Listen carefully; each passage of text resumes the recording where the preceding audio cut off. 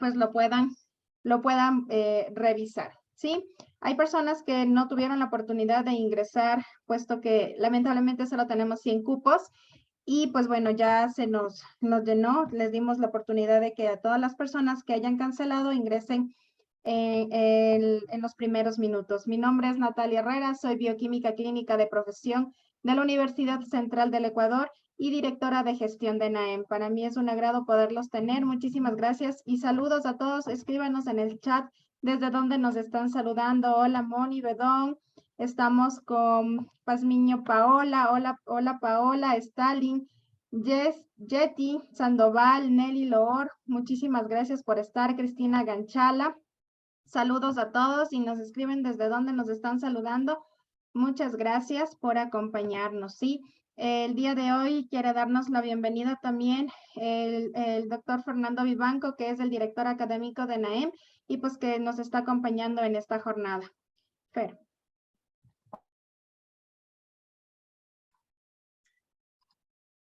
Buenas noches con todos. Buenas noches, Nati, estimados participantes. Pues les doy una cordial bienvenida a este curso ISO 20658, Laboratorios Médicos, Requisitos para la Recolección, Transporte, Recepción y Manipulación de Muestras. Pues espero que este evento sea de mucho conocimiento para que fortalezcan todas las competencias y habilidades que cada uno de ustedes en sus actividades cotidianas de calidad, así como también para que puedan enriquecer aquellas experiencias y aprendizajes que son significativos para los profesionales que estamos vinculados al área de salud y para las normas ISO. Y gracias a NAEM por estar a la vanguardia de estos procesos de capacitación continua que son de gran interés para los colegas y laboratorios especialmente enfocados a los servicios de salud. Gracias también a la experticia y a nuestro profesional colega, el doctor Carlos Jaramillo, que nos va a dar un curso magistral sobre este tema tan importante hoy en día. Recordarles que próximamente estaremos con algunos eventos de interés y darles pues la cordial bienvenida y buenas noches con todos. Muchísimas gracias. Continuamos con nuestro ponente del día de hoy, el doctor Carlos Jaramillo, nos está acompañando desde México. Le agradecemos por su tiempo. Vamos a empezar con su presentación, así que muchísimas gracias y bienvenido. El doctor Carlos Jaramillo es químico farmacobiólogo de la, no sé cuál es, BUAP. ¿Cuál es esa? Benemérita Universidad Autónoma de Puebla. Ya, perdón que no lo sabía. Representante de ventas de proveedora diagnóstica, químico analítica responsable de leptospirosis a nivel estatal. Trabajó como gerente de líneas sistemas preanalíticos para CTR. Sí, también en el departamento de ventas de CTR. Participación en más de 40 cursos propedéuticos para certificación de flebotomistas, que eso lo hace allá en México, lo queremos reproducir acá en Ecuador y esperamos pues tenerlo por acá también, Dios mediante, para que tengamos esa certificación de flebotomistas. Es ponente de foros nacionales e internacionales también en CONAQUIN, con CLILAB y diversos colegios de químicos estatales y es el gerente de calidad preanalítica. Pues bienvenido, colega, muchísimas gracias por estar acá y pues le dejo aquí a todos sus estudiantes. Pues muchísimas gracias por la invitación y a todos ustedes que se han dado el tiempo de estar aquí, muchísimas gracias. Yo lo que más espero y quiero es que esta información pues valga la pena para todos ustedes. Yo estoy seguro que sí, pero bueno, esperemos que para todos ustedes así sea, valga la pena. Y pues bueno, sin más preámbulos, quiero comentarles que esta sesión que nosotros vamos a ver el día de hoy habla de la ISO 20658. Regularmente nosotros conocemos a la ISO 15189 y es la que todos conocemos y sabemos que son los requisitos que nos da la ISO para poder certificar o acreditar, en este caso acreditar un laboratorio en sus diferentes áreas. Sin embargo, a partir no recuerdo si fue en el 2018 o 2020, sale esta ISO que es específica para los laboratorios médicos y habla sobre los requisitos para la toma, transporte, recepción y manipulación de muestras. lo cual está muy interesante porque no tan solo abarca la parte, pues digamos, documental, sino también abarca toda la parte preanalítica y nos da pues una luz muy grande con respecto a ello, porque es la primera ISO que se genera con respecto a la parte preanalítica. Las otras ISOs sí lo tocan, sí lo hablan, pero esta es la que profundiza más. Entonces, pues la verdad es que cuando la sacaron yo me di a la tarea de comprarla, de leerla. Ahorita aproximadamente esta ISO tiene un valor de 4,500 pesos mexicanos. Se los comento porque, bueno, al final del día, les quiero compartir que ustedes por estar aquí, yo se lo voy a compartir a nuestra colega Natalia, para que ella tenga la ISO y a todos los que estuvieron acá, pues se las comparta a todos ustedes en PDF. Lo único, pues, es que viene en inglés, entonces, pues, hay que traducirla, es lo único malo. Pero de ahí en fuera, pues, bueno, ustedes la van a tener por la inversión que ustedes hicieron y el tiempo, entonces, pues, la verdad es que va a valer mucho la pena. Bueno, una de las primeras cosas que ellos nos dicen es qué es el proceso preanalítico como tal. Y es muy claro cuando nos hablan de ello. Nos dicen que el proceso preanalítico inicia, y son todos los pasos en orden cronológico, desde la solicitud de un médico. Cuando le dice al paciente, te tienes que hacer unos análisis de laboratorio, desde ahí ya inicia el proceso preanalítico. Y de hecho, ellos ya hablan del proceso preanalítico. ¿Por qué es preanalítico? Porque es la interacción del clínico con el paciente. Y esto es importante para todos nosotros, porque imagínense ustedes, pónganse a pensar, imagínense que tenemos un paciente que es diabético y que de repente le dice el médico, bueno, tienes que hacerte estudios de laboratorio. Y como a él no le gusta salir mal en sus exámenes porque ha sido muy aplicado desde la escuela, desde su formación, dice, pues yo no voy a salir mal en estos estudios tampoco. Y entonces empieza a cuidar, empieza a cambiar su alimentación, empieza a cambiar sus hábitos y cuando llega al laboratorio clínico, le dan las indicaciones, llega para la toma de muestra y resulta que sus exámenes salieron pues medianamente bien, ¿no? O sea, se tomó su medicamento, todo bien. Y entonces él está modificando sus valores a voluntad. Pero eso no quiere decir que es la realidad de su padecimiento. Ella puede modificar sus valores a voluntad. Entonces ya desde ahí ya tenemos una variación preanalítica ocasionada por el paciente como tal. Entonces es un punto muy importante que nosotros también chequemos eso y que tengamos una buena comunicación con el médico para precisamente decirle, evita eso. Evita que o hay que evitar en la medida de lo posible que el paciente pues cambie sus hábitos. De hecho, ahorita las tendencias en Europa nos hablan de que ya están considerando ellos no hacer ayunos y que el paciente siga su vida normal. Esto, ¿por qué? Pues porque representa el estado de salud de ese paciente como normalmente lo hace en su vida normal. Entonces, es un punto importante checar esto, que esta es la fase preanalítica, ¿sale? Y que pues influye en los resultados, por supuesto. Ahora, también nosotros tenemos esta parte de que no nada más es desde la solicitud del médico, sino termina cuando iniciamos el proceso analítico. Y hay muchísimos pasos ahí, muchísimos, que incluyen desde la solicitud del examen, voy a poner mi láser, desde la solicitud del examen, la preparación e identificación del paciente, recolección de muestras primarias, transporte hacia y dentro del laboratorio, preparación de las muestras antes de su procesamiento, porque algunas muestras requieren un cierto pretratamiento antes de poder pues obviamente realizar el análisis. Entonces, todo eso es fase preexamen. Todo eso. Y es la primera definición que ellos nos comparten y nos dan en esta sesión. ¿Sale? ¿Qué nos dicen ellos o qué es uno de los puntos importantes que ellos mencionan? Bueno, lo que ellos nos dicen es que primero pues se solicita un estudio, se genera un requerimiento de generación de esos estudios de laboratorio y después se habla con el paciente para que él entienda cuáles son los requerimientos que nosotros necesitamos para que él pueda tomarse la muestra. ¿Sale? Y después nosotros identificamos al paciente, preparamos los materiales para la recolección, recolectamos las muestras primarias, prácticamente es lo que les comentaba, pero ya en un esquema.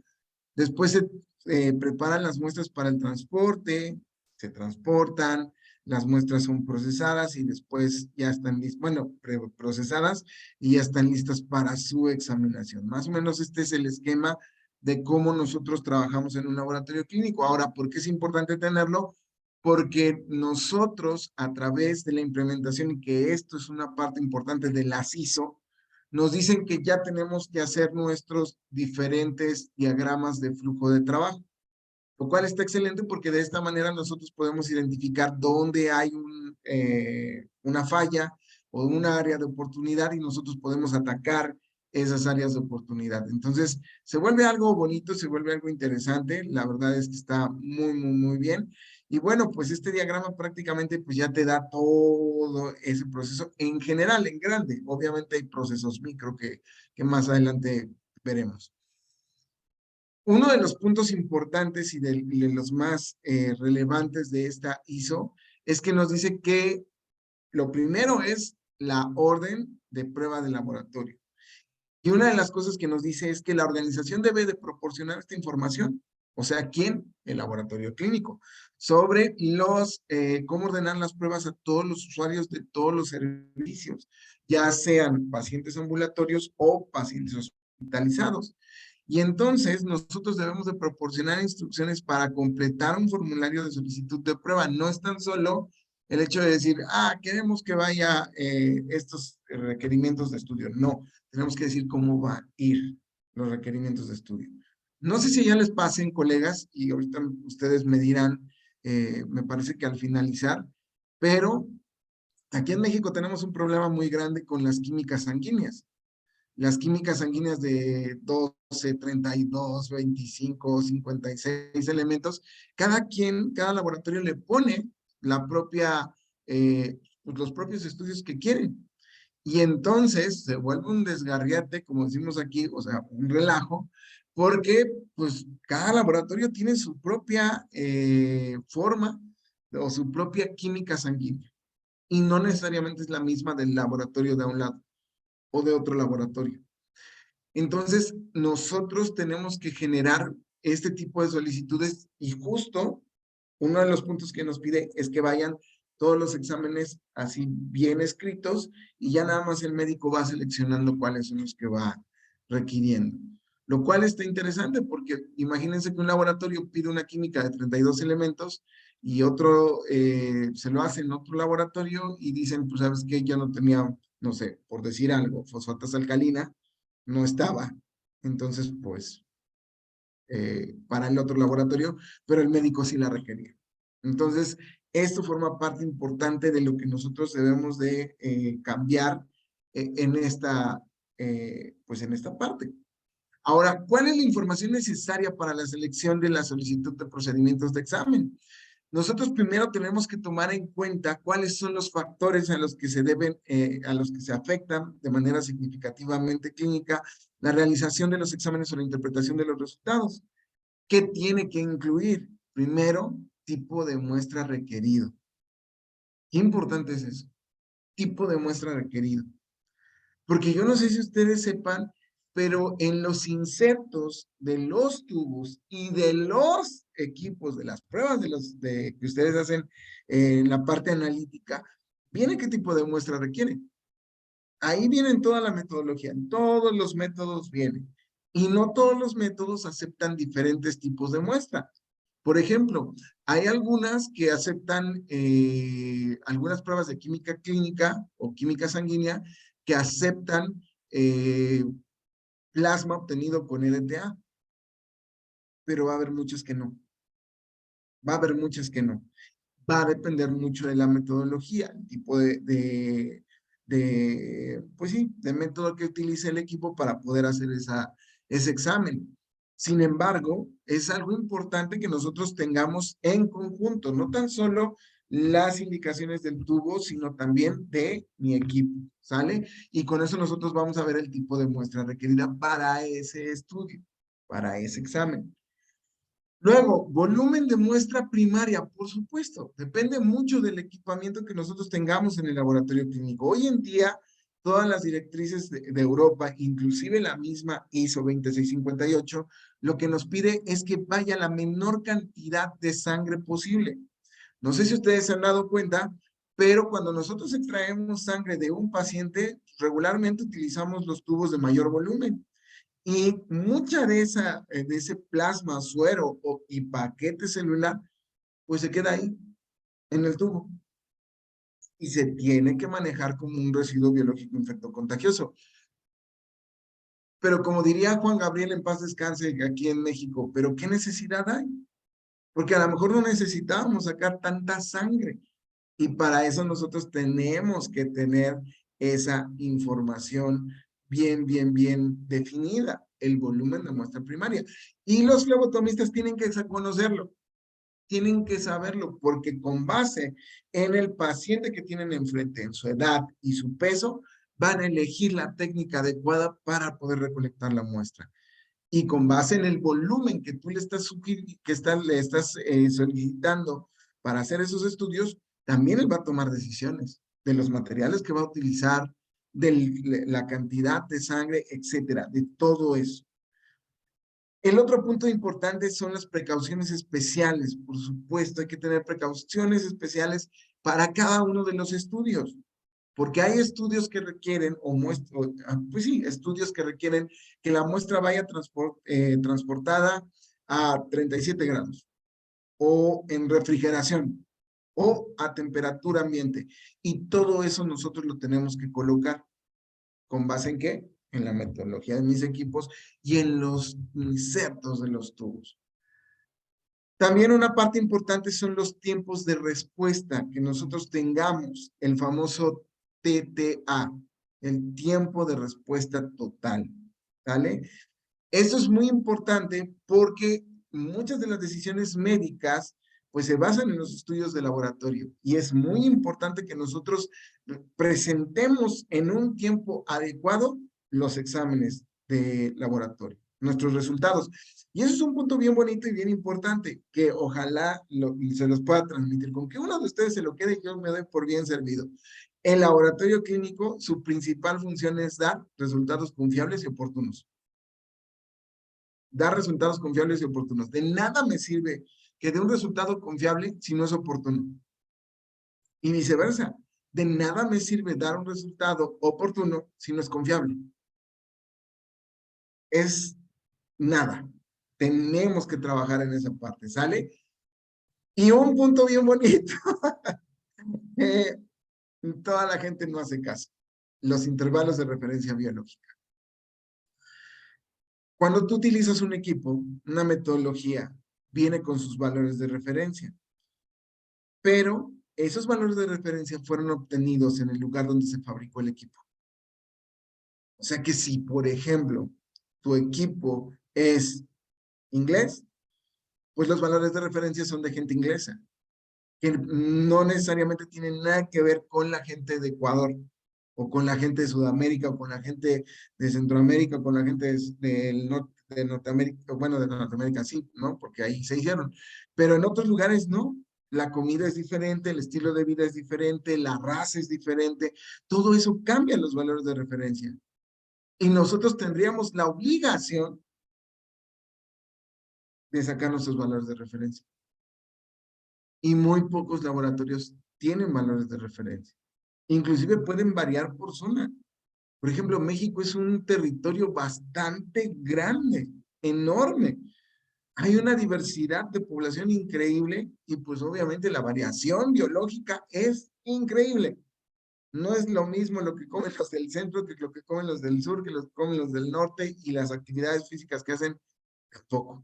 No son las mismas. Por eso cada región tiene que tener sus propios valores de referencia. Pero no nada más eso, sino también tener los valores de decisión clínica. Porque una cosa son mis valores de referencia, ya los establecí. Y ahora es establecer los valores de decisión clínica. O sea, cómo nosotros podemos decir cuando hay X o Y afectación en el paciente. Todo eso tiene que tener mi información, ¿sale? Para la solicitud de procedimientos de examen. Esto es interno. Esto nosotros nos los vamos a quedar, pero es indispensable para que nosotros podamos dar buenos resultados, confiables y oportunos. Aunado a eso, tenemos que proporcionar información sobre la preparación del paciente, que ahora sí ya van, pues, procesos ya más establecidos o dirigidos hacia la recolección de la muestra, como por ejemplo las instrucciones para la preparación del paciente, que eso pues también va a depender del paciente, y volvemos a lo mismo, de la edad, del peso y de la condición patológica que tenga cada paciente. No a todos se les puede preparar de manera igual. No a todos. Por eso tiene que ser una atención personalizada y eso muchas veces va a depender de estos factores que te estoy comentando. ¿Sale? Otro importante son las instrucciones para la toma de muestra. Qué importante es esto, las instrucciones para la toma de muestra. Porque también quiero compartirte algo. Cuando tú tomas una muestra, representa el estado de salud de ese paciente en ese momento. No en otro momento, en ese. Que puede variar dependiendo del tiempo en el que tú recolectes la muestra. Y obviamente eso es una variación natural, normal, va a suceder. ¿Sale? El consentimiento informado. Yo no sé si ustedes allá tengan alguna legislación que solicite un consentimiento informado. Aquí en México sí. Tenemos que tener un consentimiento informado, sobre todo en los procedimientos que se consideren como de alto riesgo. Muchos creen que la venopunción no es un procedimiento considerado de alto riesgo. Sin embargo, sí es de alto riesgo. Podemos cortar un tendón que se regenera con bastante tiempo, rehabilitación, etcétera, nervios. Podemos funcionar de manera accidental una arteria. Podemos ocasionar hematomas. En México les decimos chipotomas, pero bueno, podemos ocasionar hematomas y varias cosas que tienen que ir justamente en el consentimiento informado, porque si no va, o sea, si el paciente no sabe cuál es el riesgo que puede suceder durante la toma de muestra, el paciente puede demandar. Y si tú le causas un daño, puede ganar. Porque tú no le avisaste que eso era posible que sucediera. Por eso cuando alguien dice, la venopunción es de alto riesgo, me queda claro que no sabe de venopunción, que no conoce todos los riesgos que hay. Ahora, no porque haya riesgos no lo vamos a hacer, por supuesto, sí lo tenemos que hacer, pero tenemos que ser conscientes de todo lo que sucede alrededor de una venopunción. Y no, pues, no creo que estemos tan capacitados para poder ser buenos flebotomistas. Luego, en conformidad con los requisitos legales y reglamentarios aplicables, tenemos que conocer las legislaciones de nuestro país, sobre todo en nuestros diferentes ministerios de salud. Es sumamente importante. Cada país se maneja diferente. Es más, cada estado o cada localidad tiene sus propias leyes. Tenemos que conocerlas, porque te voy a decir algo. El desconocimiento de la ley no implica que no obedezcas la ley.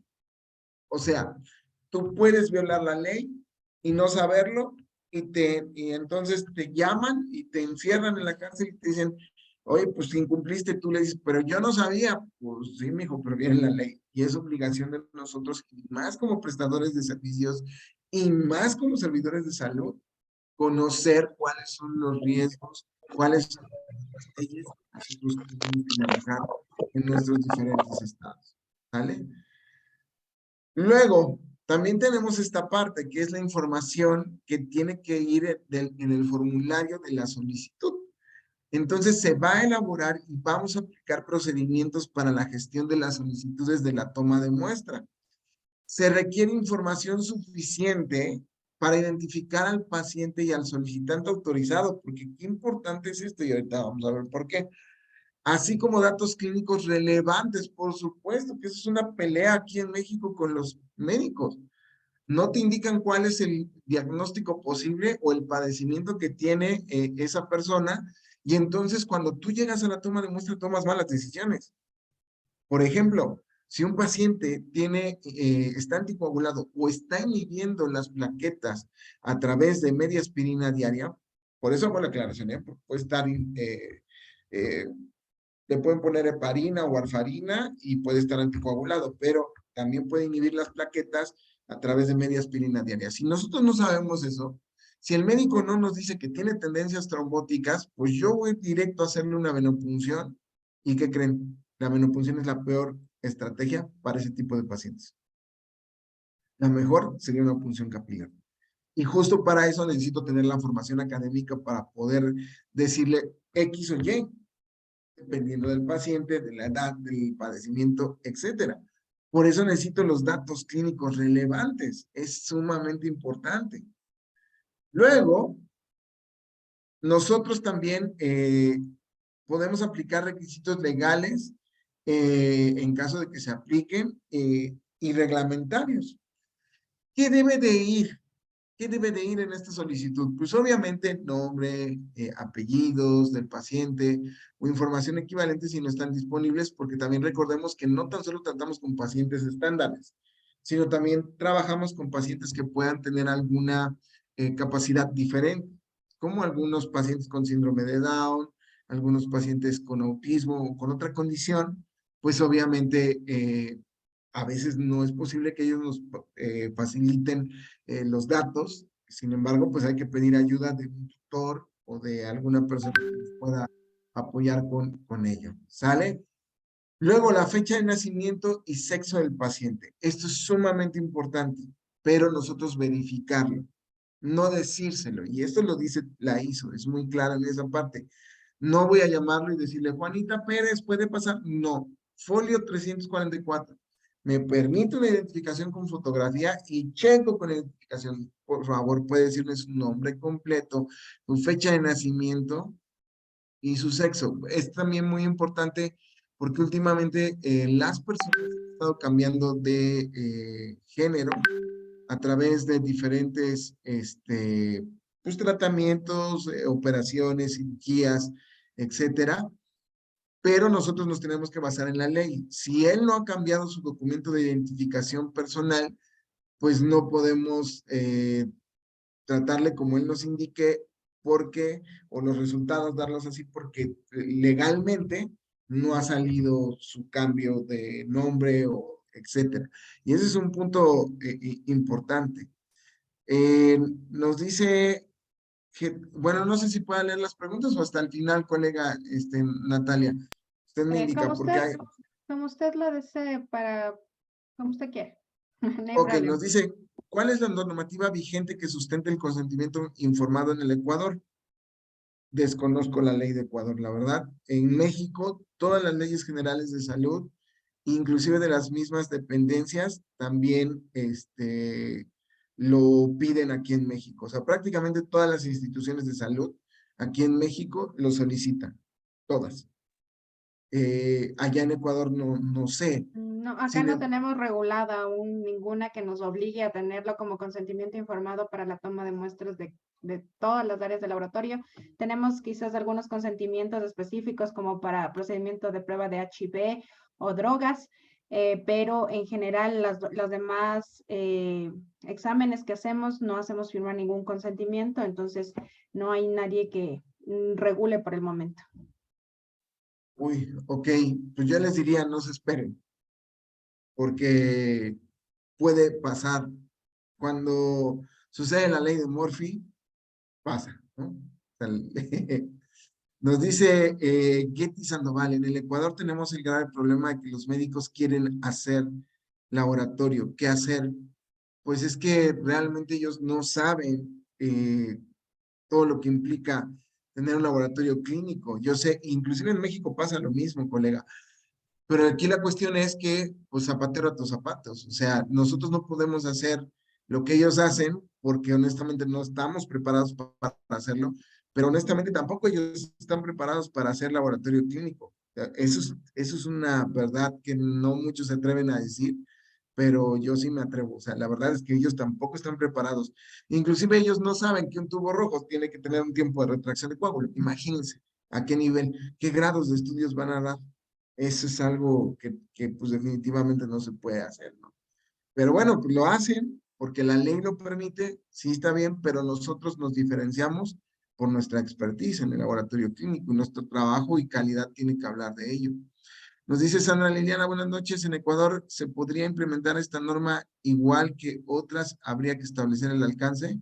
Pues sí, siempre y cuando se establezca un grupo de trabajo que lo puedan presentar ante los diferentes pues, entidades de salud o ministerios de salud que ustedes tengan, se puede hacer sin problema. Y creo que estaría excelente porque con eso ustedes se protegerían de una manera legal.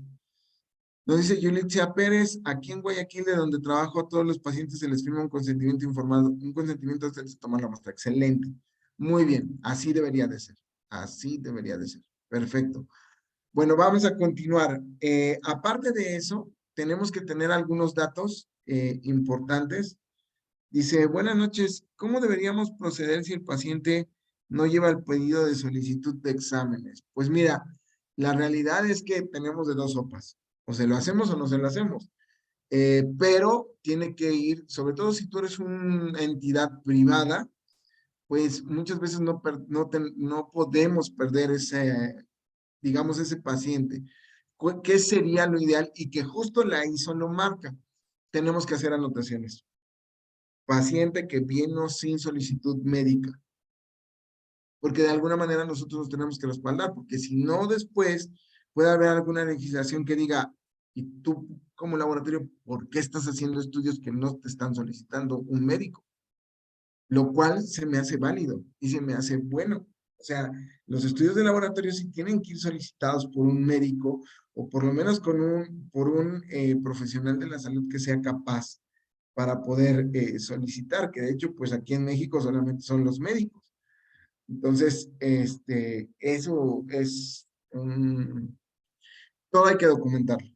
Entre más documentado estés, más respaldado estás. Y más te cuidas. Y más cuidas tu trabajo. ¿Vale?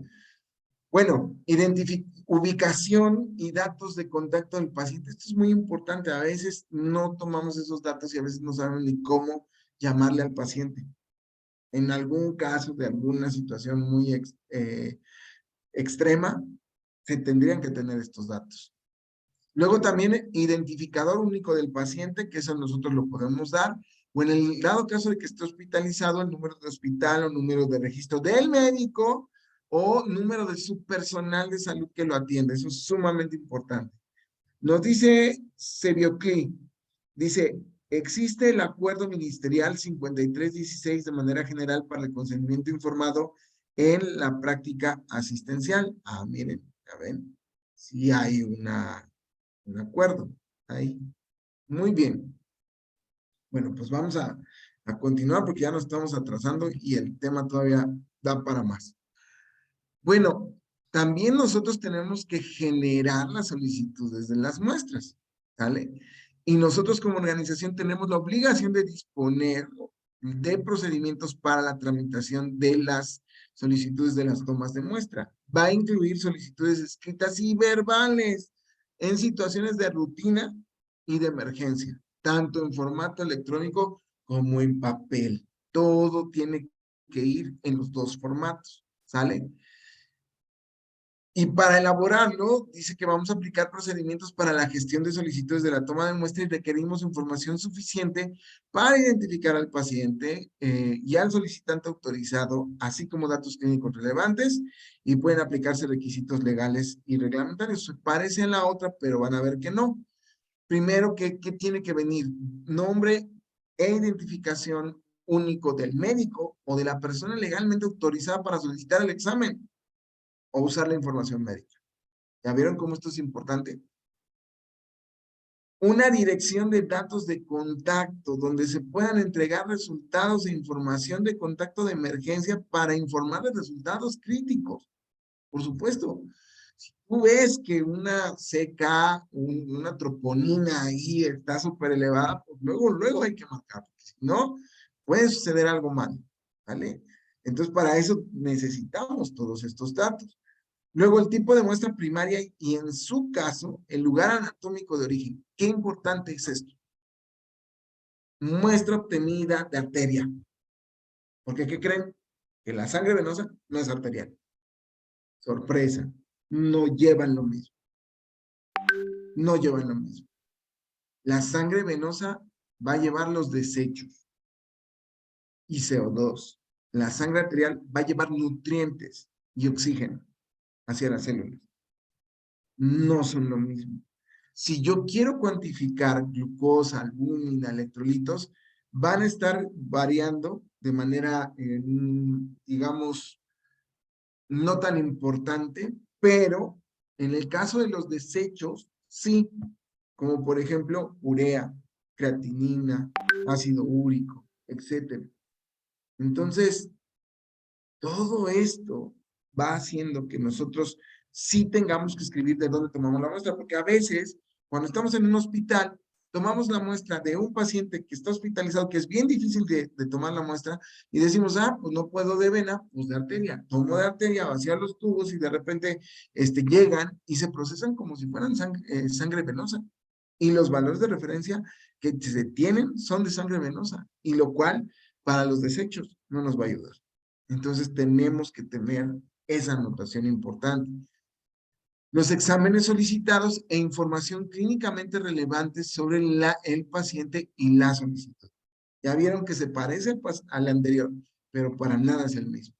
Para nada. Y por eso es que muchas ISOs de repente no, o sea, muchos no pueden pasar las ISOs. Porque son requisitos que nos piden o nos exigen más tiempo. Pero es innecesario. Es necesario si queremos trabajar realmente con calidad. También tenemos que tener un proceso para proporcionar instrucciones al paciente. Y todo esto tiene que estar por escrito, porque de esa manera las personas que están en la recepción van a poder pasar bien la información. ¿Sale? Entonces aquí que nos dice, la organización dispondrá de procedimientos para la tramitación de las solicitudes de las tomas de muestra. Va a incluir igual solicitudes escritas y verbales en situaciones de rutina o emergencia, tanto en formato electrónico como en papel. ¿Sale? Entonces, ¿qué información tiene que tener para el paciente? Pues obviamente lo que mencionamos que tiene que venir en el consentimiento informado. Los riesgos, los beneficios y los posibles resultados de los procedimientos de la toma de muestra. Y se tiene que tener la información que incluya una explicación del procedimiento que se va a realizar para permitir el consentimiento informado. Viene en la ISO, no lo estoy inventando yo, ahí está, en la ISO. Y bueno, ya por ahí algún colega ya comentó que si hay un acuerdo ministerial, pues también hay que tener cuidado con ello, ¿vale? Porque, ¿cuántos a ustedes no les ha pasado lo de este meme? Cuando digo, ay, sí, la vena está bien fácil de funcionar, es una vena bien bonita, y de repente no te da muestra. O ya le causaste flebitis, o ya le causaste un malestar mayor. Y pues obviamente todo eso nos afecta, ¿vale? ¿Qué información tiene que ir para los pacientes? Primero, el tiempo de ayuno antes de la recolección. ¿Qué puede consumir y qué no? ¿Y cuánto tiempo tiene que parar de consumir los alimentos para que el estudio sea confiable? Algunos marcan 8, algunos otros 12, y dependiendo de la guía que nosotros tomemos y dependiendo del estudio, pues va a ser el tiempo de ayuno que nosotros necesitamos. Luego también el tiempo y contenido de cualquier dieta especial antes de la recolección. Esto es importantísimo, sobre todo ahorita, porque hay muchos pacientes que están utilizando la dieta keto o algunos son veganos. Y todo eso también va a variar mis valores de referencia, todos los valores que tenga el paciente. Medicamentos y suplementos que no deben tomarse antes de la recolección. Por ejemplo, medicamentos que no haya solicitado el médico, suplementos que no hayan solicitado un nutriólogo o algo, pues todo eso va a afectar. También el tiempo específico de la última dosis del medicamento. Ok, te tomaste tu medicamento, ¿a qué hora? Y anotar, porque hay medicamentos que no se van a poder suspender. Lo ideal es que se suspendan 24 horas antes, pero si es vital para el paciente, no puede suspenderlo. Tiene que tomarlo. Y entonces, pues ahí nosotros tenemos que especificar a qué horas fue su última dosis. ¿Sale? Luego también abstenerse de realizar actividades específicas antes de la toma de muestra, como por ejemplo en los exámenes generales de orina, pues una de las indicaciones es no tener relaciones sexuales 3 días antes. Imagínense qué feo es eso, ¿no? Para las personas que consumen diario, ¿no? Bueno, que tienen diario ese tipo de situaciones. Bendito sea Dios por ellos, alabado. Pero bueno, los que no, pues bueno, tenemos esa oportunidad de presentarnos muy bien al examen. Pero los que sí, pues obviamente tienen que abstenerse de eso. Es más, de alcohol, por lo menos 24 horas antes, porque deshidrata y hemoconcentra la sangre. Entonces los resultados van a salir falsamente elevados. Varias cosas así, que obviamente ya con el curso de toma de muestra, ya con las partes específicas, pues ya les damos toda esa información, ¿vale? Luego los requisitos para tomar la muestra en un momento preciso, ¿sí? Por ejemplo, el cortisol. No necesariamente tiene que ser la primera muestra, o sea, en las primeras horas de la mañana. Probablemente lo que quiera ver el médico es ver los picos del cortisol en el día y probablemente te lo pida a mediodía o probablemente te lo pida, no sé, a las 4 de la tarde. Y es parte que nosotros tenemos que tomarla. Y van a decir, no, es que tiene que ser con ayuno la primera tiene que ser con ayuno de tantos, no necesariamente. Va a haber estudios que no. Y va a ser un momento preciso. Igual que algunos exámenes de orina que no necesariamente son la primera orina de la mañana. Pueden ser muestras random y pueden ser en cualquier momento del día para evaluar metabolismo del paciente. ¿Vale? Información adicional. Tenemos que colocar la fecha en que se completó el formulario de la solicitud.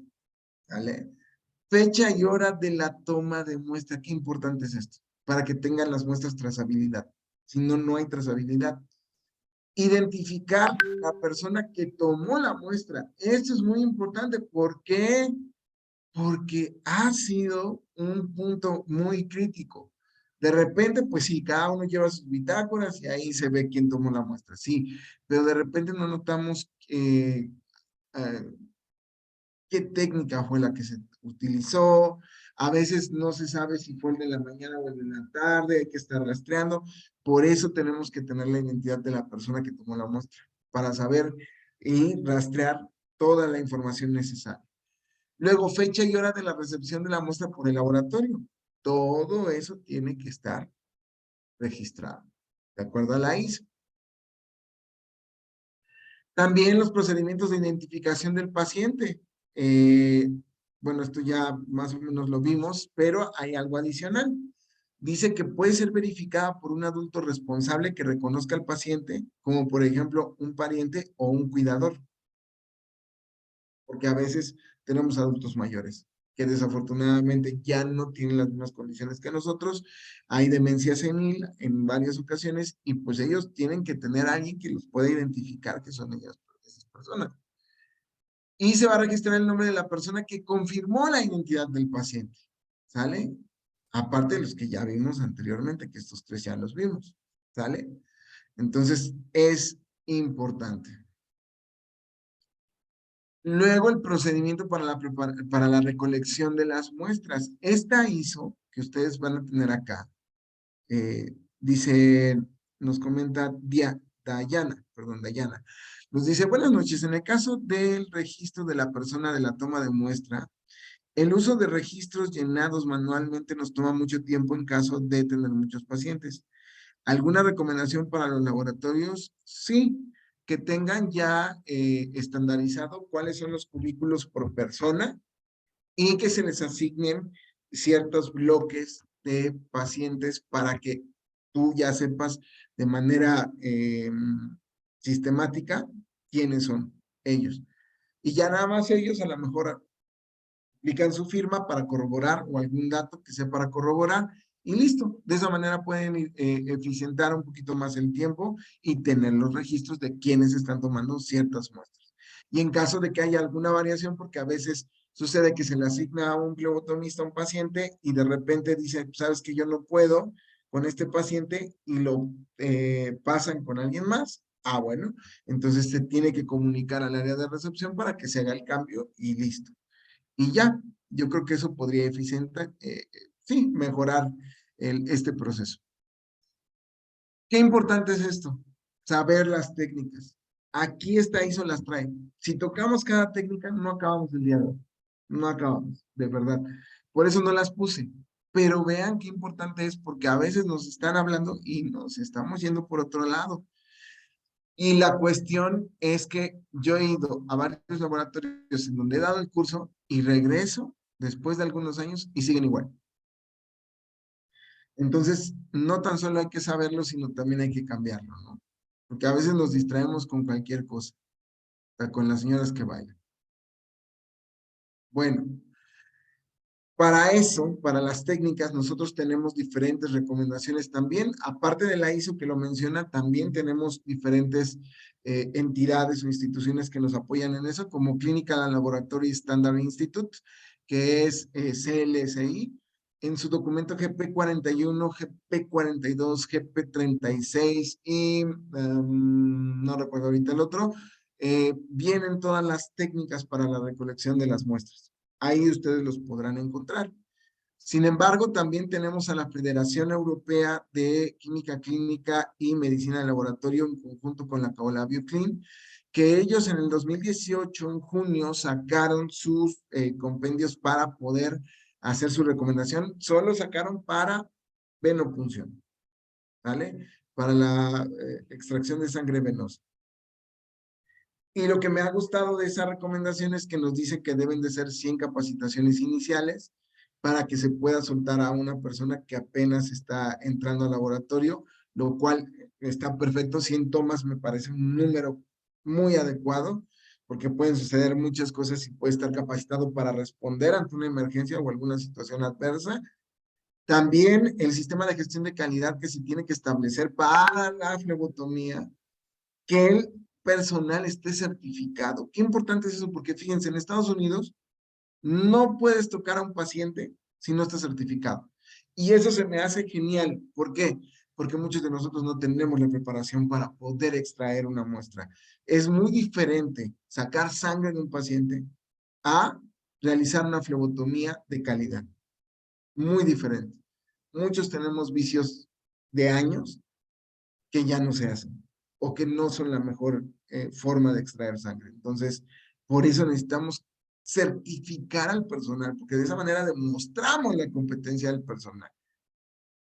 Una vez que tengamos esto, hay que establecer indicadores para hacer auditorías y estar evaluando constantemente a nuestros colegas para ver qué podemos mejorar, qué podemos cambiar. Y ellos nos dicen que hay una recertificación cada 3 años. ¿Por qué cada 3 años? Porque más o menos entre 3, 4 años es cuando una recomendación internacional cambia, se actualiza. Y eso es algo muy importante. Hay diferentes tipos de recolección de muestra. ¿Cuáles vienen en la ISO 26658? Venopunción, punción difícil y punción capilar, que son prácticamente la mayoría de las recolecciones que nosotros hacemos, pero hay más. Está la recolección arterial, está la recolección para tamiz neonatal y la recolección de muestras de orina. Y aún hay más todavía, porque nos faltaría hemocultivos, tomas de muestra de catéteres, exudados faríngeos, nasofaringeos, vaya, muchísimos que nosotros tenemos que cuidar. Y yo sé que ustedes están así, oye, es demasiado. Sí, es demasiada documentación. Por eso es que muchos laboratorios no lo acreditan, no lo pasan. Inclusive la misma ISO 15189 no la pasan. ¿Por qué? Pues porque son muchos requisitos y está bien. tenemos que mejorarlo, tenemos que cambiarlo. Ahora, el proceso primario para la recolección de las muestras y el etiquetado, qué importante es, después de nosotros poder recolectar una muestra y saber las técnicas, que el etiquetado sea el correcto, porque en muchos países, como ya está automatizado, si ustedes hacen esto, esa muestra ya no sirve. Tiene que ir de esta manera, con la evidencia o la marca o la referencia de drenado visible. Que ojo, estas líneas no son líneas de aforo, son referencias de drenado, que en cada casa comercial marcan diferentes cosas, ¿sale? Entonces, nos tiene que permitir visualizar el contenido sin restricción. También me va a ayudar, o se puede ver el estado de llenado del tubo, que el cierre de rosca se puede abrir libremente, por ejemplo, aquí ya no se puede, y que el tubo y la etiqueta no se queden atascados, porque, por ejemplo, este puede quedarse atascado, este también, o este también, y nos puede meter en problemas, ¿vale? También es importante la preparación para el proceso de transporte. Esto lo hacemos con el fin de evitar que la muestra se eche a perder, que ya no tengamos los resultados que nosotros queramos, ¿sale? O que nosotros esperamos, o sea, que ya no represente la realidad del paciente. Por eso nosotros tenemos que tener cuidado en eso y también nosotros establecerlo. ¿Qué otros puntos hay que ver? Que los tubos y los recipientes de toma de muestra deben de almacenarse de acuerdo a las instrucciones del fabricante. Muchos de los fabricantes nos piden que no estén los tubos a más de 25 grados centígrados y que no estén a más de un 50% de humedad relativa. Porque si pasa eso, el poro del tubo se hincha, pasa el aire de afuera hacia adentro del tubo a ocupar un espacio en el vacío y entonces por eso los tubos llenan menos. ¿Vale? Nos dicen que en la medida de lo posible tenemos que evitar el uso de agujas de pequeño calibre de manera directa, porque si nosotros lo hacemos así, corremos un riesgo alto de ocasionar hemólisis. Por eso las agujas delgadas, los calibres delgados, se utilizan en equipos alados, ¿vale? O las mariposas, como las llamamos vulgarmente en el mundo de los químicos. Luego, vean lo que dicen, se deben evitar los intentos traumáticos o repetidos de venopunción. Nos dice lo mismo que CLSI, tú 2 intentos, nada más. ¿Por qué? Porque para el tercer intento ya está sesgado y seguramente la vas a fallar. Que necesitamos que venga otra persona a ayudarnos, ¿vale? Entonces, y si el paciente lo permite, si no, no. Luego, se deben de mezclar o invertir adecuadamente. Vean, esto es una inversión, son estos 2 movimientos. El tubo está parado, lo pongo boca abajo y luego lo vuelvo a parar. Esto es una inversión. Entonces, si el fabricante me requiere, no sé, 8 inversiones, son 16 movimientos, ¿vale?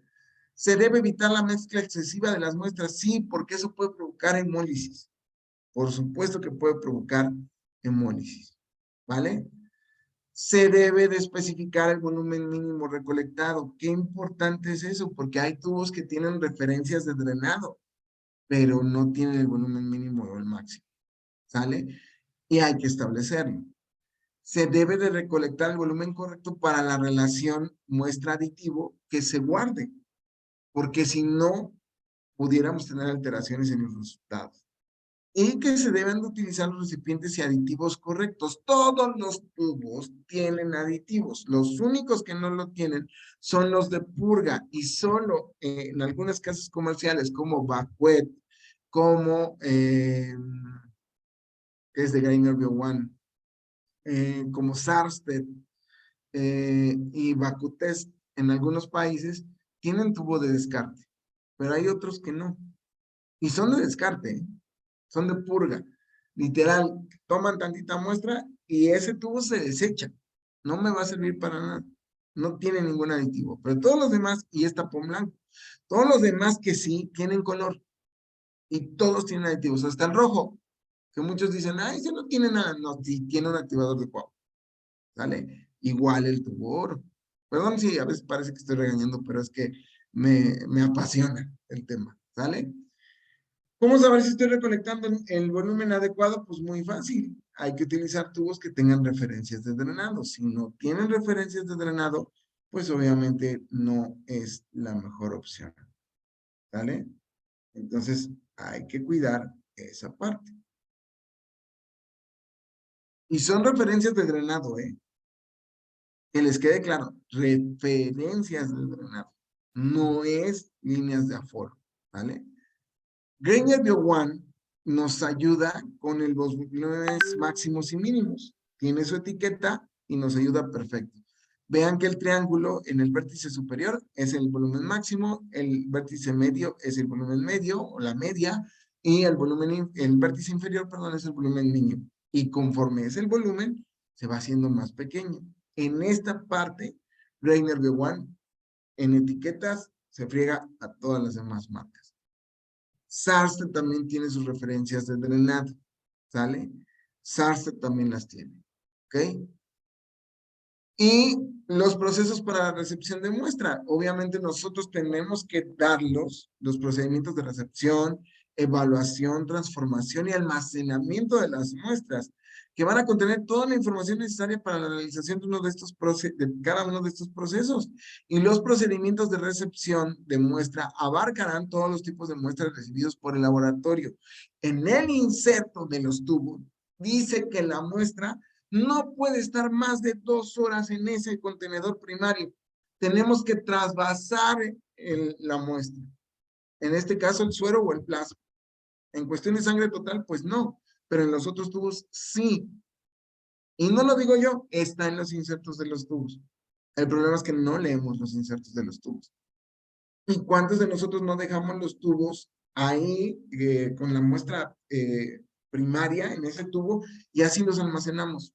Todo eso nos mete en problemas, hasta los que tienen gel. Entonces, ¿cuáles son los criterios de rechazo que nos piden? Que obviamente la manipulación al transporte de muestras sean inadecuados, que estén mal etiquetados, que haya una discrepancia entre la etiqueta y el formulario de solicitud y que haya una ausencia de identificadores únicos en la muestra o en el formulario. ¿Sale?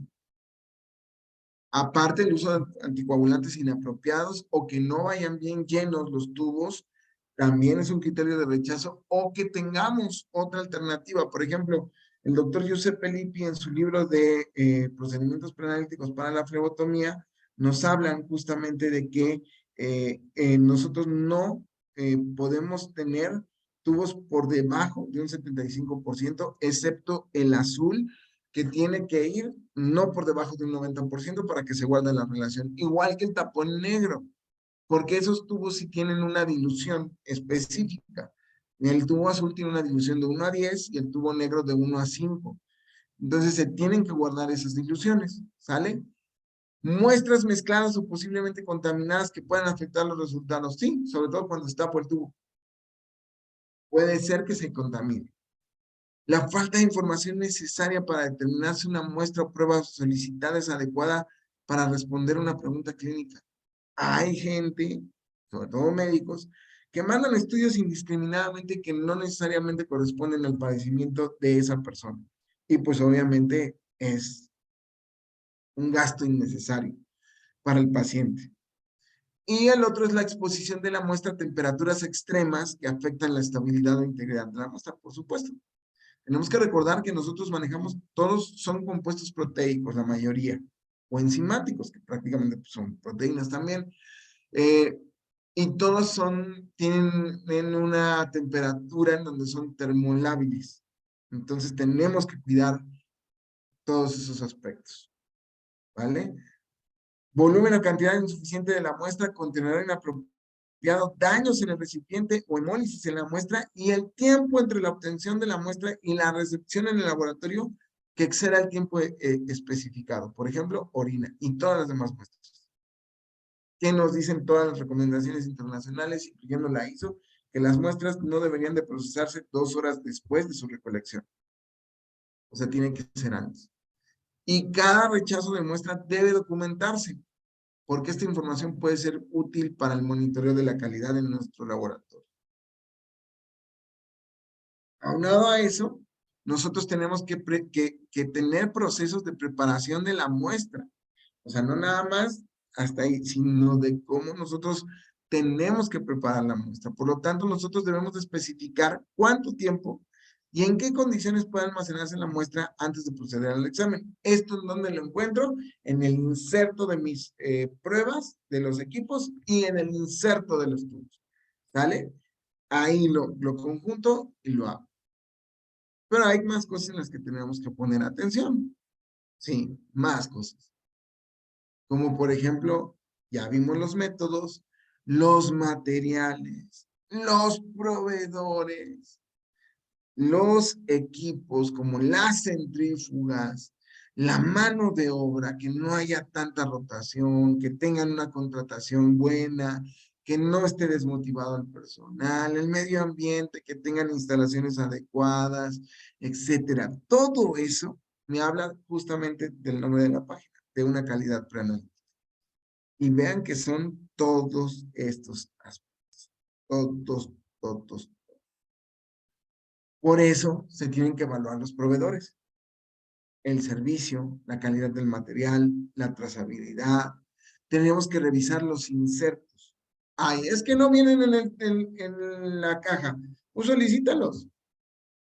Solicítalos. Ay, es que no sé dónde meten. Métete en la página de la casa comercial. Ahí vienen. Ahí están. Yo los he descargado.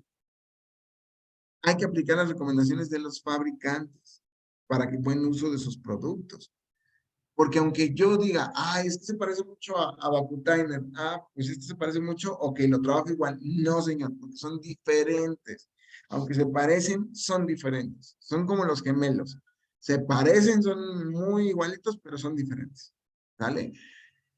Luego, la revisión del material de forma aleatoria. Todos los tubos que vienen al vacío tienen una variación de más o menos 10% de drenado, pero algunos pierden vacío.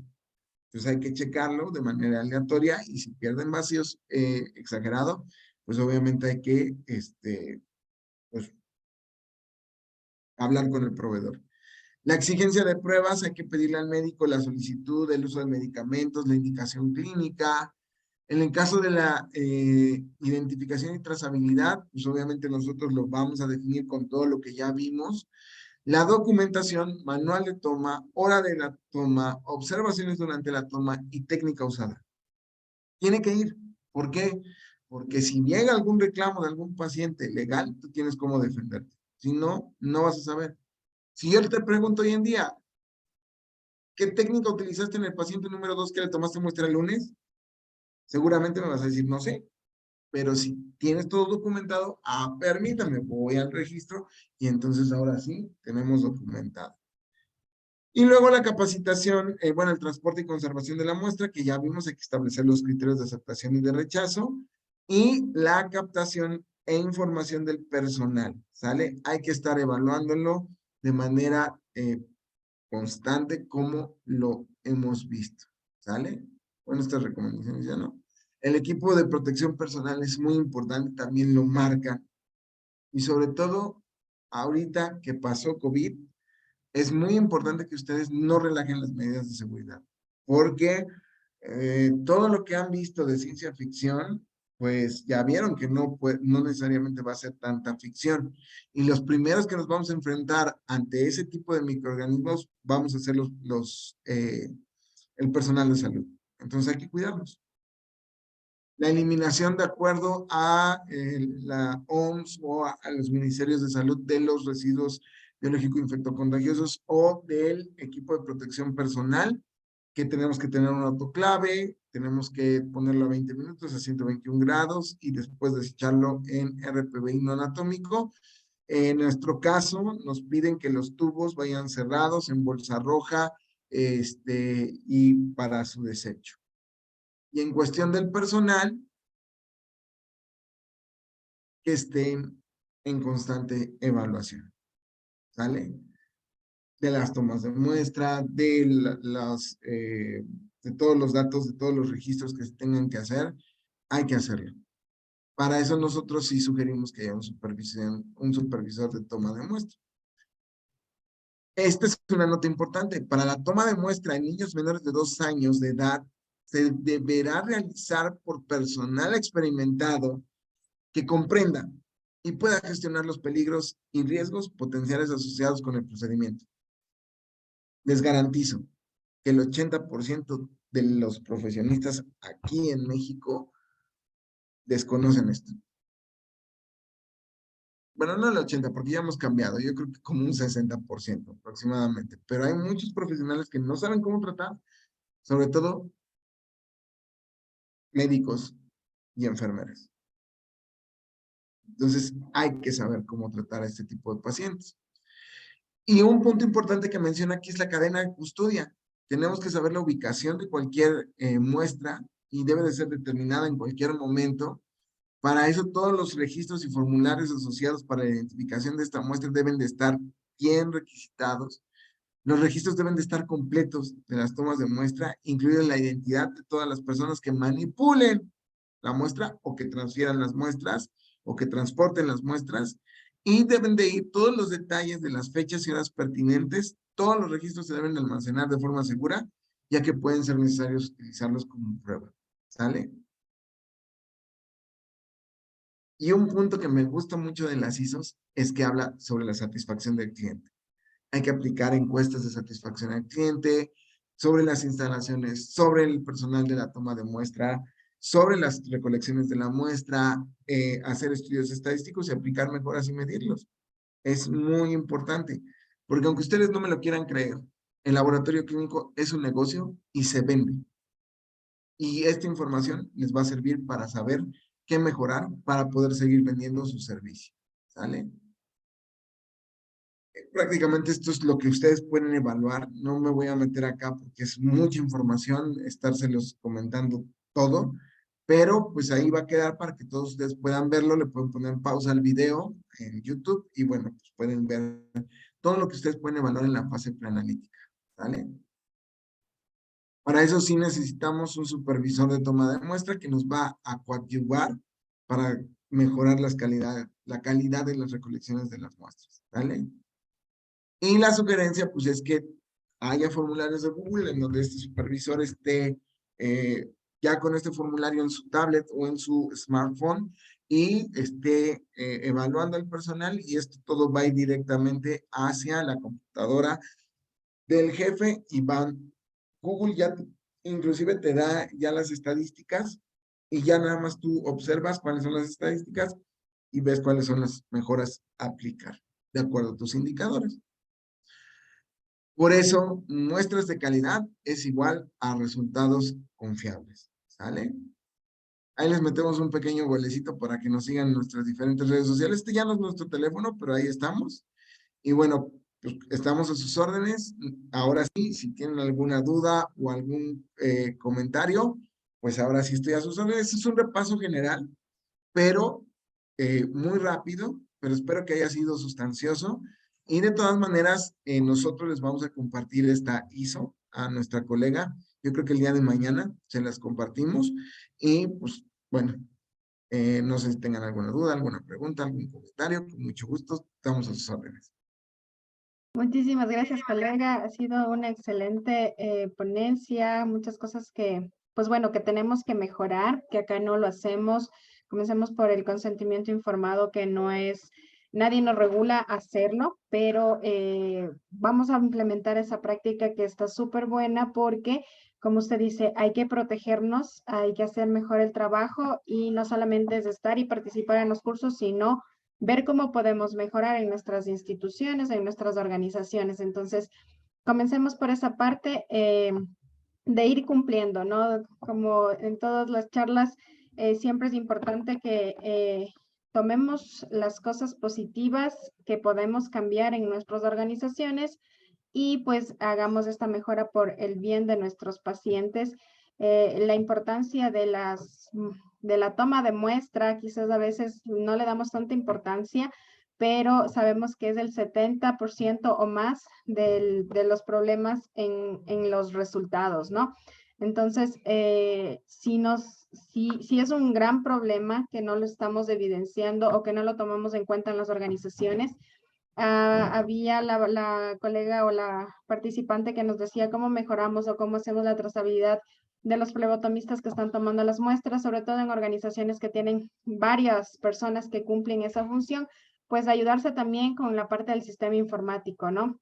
Los sistemas informáticos pueden enlistar los flebotomistas y a quién a quién va a hacer esa flebotomía y colocarlos desde el sistema informático para poder lograr así ya tener todo en un solo lugar. Quizás la parte del papeleo nos cuesta luego la revisión y nuevamente podernos hacer cálculos, ¿no? Quizás los sistemas informáticos nos pueden ayudar a eso.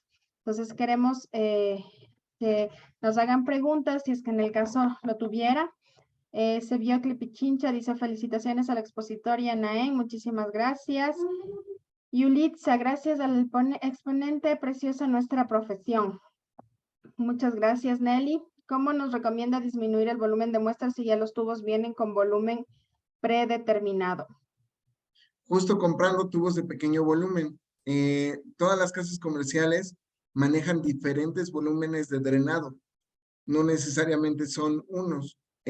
Obviamente esto es un vicio y se vuelve oferta-demanda. Mientras nosotros no lo solicitemos, ellos no lo van a enviar. Pero cuando nosotros los empecemos a solicitar los tubos de pequeño volumen, ya con especificaciones muy claras, lo van a empezar a mandar. Sobre todo en instituciones de salud pública, eso se puede hacer a través de licitaciones o a través de concursos gubernamentales. Si nosotros sabemos bien las especificaciones de lo que queremos, inclusive podemos ver en sus catálogos de productos de todos ellos, podemos ver cuáles son los tubos que manejan menos volumen, poner las especificaciones y con eso es suficiente para que ellos pues empiecen a generar ese tipo de materiales que son tan necesarios para nosotros. Sarstedt es una de las casas comerciales que tiene ahorita ya pues muchos tubos de pequeño volumen y como se hace el vacío en ese momento, no necesitan pues muchas cosas. Es un producto tal vez relativamente muchos pensarán caro, pero en realidad no es caro. Tiene dos sistemas y vaya, los volúmenes que manejan son pequeños. Entonces hay que conocer todas las casas comerciales y a eso los invito, a que conozcan todas las casas comerciales, que no se sirven solo a una, sino que conozcan todas, lean los insertos de todas y vean cuál es la mejor opción para ustedes. No lo que las casas comerciales les quieran vender, sino lo que ustedes necesitan. Y ahora sí, yo compro donde yo quiera porque este sí tiene volúmenes que yo necesito. Entonces, esa sería mi recomendación, checar eso. Muchísimas gracias. Tenemos a Stalin Pino también. Muy buena información. Gracias por la ponencia, Yanaem. Muchísimas gracias a todos por seguir. Si tienen alguna preguntita, nos pueden dejar también por interno. Vamos a continuar con los eventos gratuitos que damos los miércoles o los jueves cada semana. Va a haber temas tanto técnicos, clínicos, de administración, de gestión. Y queremos, nuestro afán es poder llegar con esa información a cada uno de ustedes para que tengan esas mejoras en sus organizaciones. No solo nos quedemos con la información, sino podamos implementarla y mejorar. Entonces, si no tenemos más preguntas, nosotros les vamos a hacer las preguntas. Vamos a sortear 3 certificaciones, 3 constancias totalmente gratuitas. Y pues bueno, esta es la oportunidad para todos los que están en esta jornada y que nos han regalado su tiempo para con nosotros. Así que, colegas, si nos ayuda con la primera pregunta, vamos a hacer la pregunta y la primera persona que responda correctamente, escriba completa la respuesta en el chat, será acreedora del certificado. Así que empecemos. Ok, ¿cuántos movimientos es una inversión? ¿Cuántos movimientos se requieren para hacer una inversión? Ya contestaron por ahí correctamente y son 2, ¿sale? Una inversión, Yes. yo dije una, no dije 8 inversiones, ¿no? Una. Una inversión son 2 movimientos, ¿no? Son 2 movimientos, correcto. iPhone de Kevin, no sé quién es iPhone de Kevin. ¿Cómo está? Muy buenas tardes. Muy buenas noches, perdón. ¿Cómo estás? Kevin, nos escribes por interno y ya tienes tu certificación en el caso que tengas solicitado ya lo hubieras pagado, para el siguiente curso que vamos a dar, igual ya tendrías gratuitamente. Así que muchas gracias por tu participación. Muchas gracias. Kevin. Muy buena Por noche. favor, gracias. Muy Vamos bien. con la segunda pregunta. Perfecto. ¿Cuáles son las 3 técnicas que vienen en la ISO 26058? Hablamos de 6, pero solo vienen 3 y lo comenté. ¿Cuáles serían? Vamos a ver qué nos puso más difícil. ¿Quién nos dice, quién nos responde? ¿Cuáles son las 3 técnicas que comentó? Que vienen en la ISO 26058. Vienen descritas, o sea, vienen los pasos a seguir. Pues solo son 3. ¿Quién es? Nadie. No puede ser. No estuvieron atentos. Ya lo Salomé. comentaron, Salomé, correcto. Venopunción, punción difícil y capilar. Así es. Muy bien. Muchas gracias. Muchas gracias por participar. Salomé tiene su certificado. Y tenemos a la tercera pregunta y última de la jornada, agradeciéndoles por su tiempo. Perfecto. Bueno, estas se las voy a poner muy sencilla para que no digan que soy mala onda. ¿Dónde empieza la fase preexamen? De acuerdo a la ISO.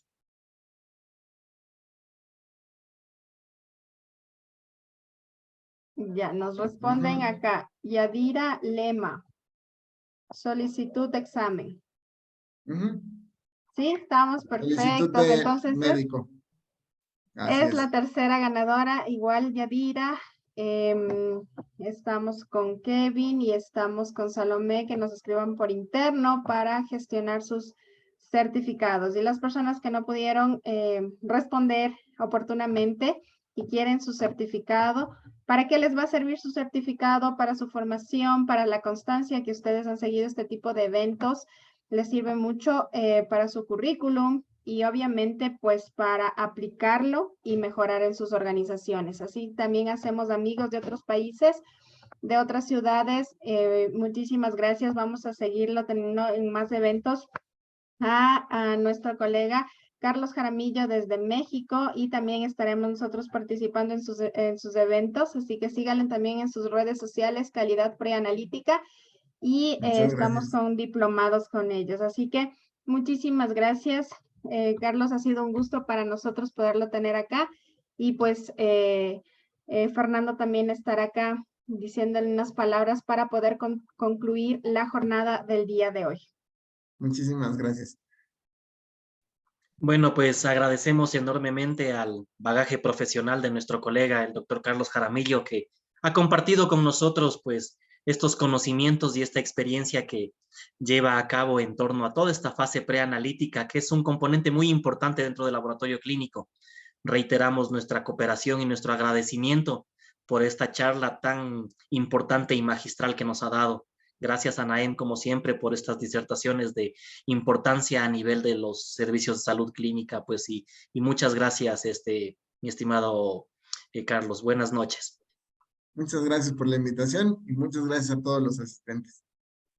Excelente jornada, que tengan un feliz término de miércoles 12 de abril del 2023. Hasta una próxima oportunidad. Síganos en nuestras redes para más información. Hasta pronto.